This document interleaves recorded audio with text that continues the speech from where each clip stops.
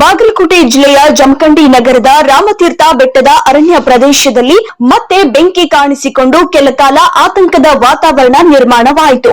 ಅಗ್ನಿಶಾಮಕ ದಳ ಹಾಗೂ ಅರಣ್ಯ ಇಲಾಖೆ ಅಧಿಕಾರಿಗಳು ಸ್ಥಳಕ್ಕೆ ದೌಡಾಯಿಸಿ ಹರಸಾಹಸ ಪಟ್ಟು ಬೆಂಕಿಯನ್ನ ನಂದಿಸಿದ್ರು. ಮೊನ್ನೆ ಮಧ್ಯರಾತ್ರಿ ಸುಮಾರು 12ರಿಂದ 1 ಗಂಟೆಯ ಅವಧಿಯಲ್ಲಿ ರಾಮತೀರ್ಥ ಬೆಟ್ಟದಲ್ಲಿ ಬೆಂಕಿ ಹೊತ್ತಿ ಉರಿಯುತ್ತಿರುವುದು ಗಸ್ತು ತಿರುಗುತ್ತಿದ್ದ ಗ್ರಾಮೀಣ ಪೊಲೀಸ್ ಠಾಣೆಯ ಅಪರಾಧ ವಿಭಾಗದ ಪಿಎಸ್ಐ ಎಂಎ ವಾಲೇಕಾರ ಹಾಗೂ ಪೊಲೀಸ್ ಸಿಬ್ಬಂದಿ ಆನಂದ ಮಾಳಿಯವರ ಗಮನಕ್ಕೆ ಬಂದಿದೆ.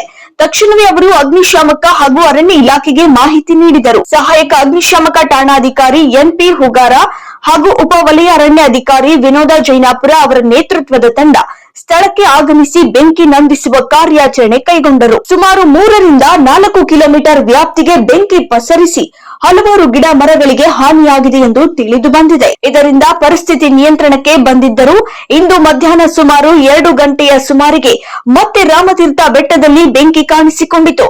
ಸ್ಥಳಕ್ಕೆ ಅಗ್ನಿಶಾಮಕ ಹಾಗೂ ಅರಣ್ಯ ಇಲಾಖೆ ಸಿಬ್ಬಂದಿ ಮತ್ತು ಸ್ಥಳೀಯರು ಸೇರಿ ಬೆಂಕಿ ನಂದಿಸಲು ಹರಸಾಹಸ ಪಟ್ಟರು.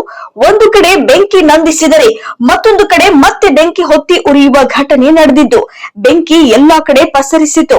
ಈ ಘಟನೆಗೆ ನಿಖರವಾದ ಕಾರಣ ತಿಳಿದು ಬಂದಿಲ್ಲ. ಆದರೆ ಕೆಲವರು ಅರಣ್ಯ ಪ್ರದೇಶಕ್ಕೆ ಮದ್ಯಪಾನ ಮಾಡಲು ಬರುವವರಿಂದಲೇ ಬೆಂಕಿ ಹಚ್ಚಿರುವ ಶಂಕೆ ವ್ಯಕ್ತಪಡಿಸಿದ್ದಾರೆ. ಆದ್ದರಿಂದ ಅರಣ್ಯ ಇಲಾಖೆ ಅಧಿಕಾರಿಗಳು ದಿನಕ್ಕೆ ಕನಿಷ್ಠ 2 ಬಾರಿ ಗಸ್ತು ತಿರುಗಿದರೆ ಇಂತಹ ಘಟನೆಗಳನ್ನ ತಡೆಯಬಹುದು ಎಂದು ಸ್ಥಳೀಯರು ಅಭಿಪ್ರಾಯ ವ್ಯಕ್ತಪಡಿಸಿದರು.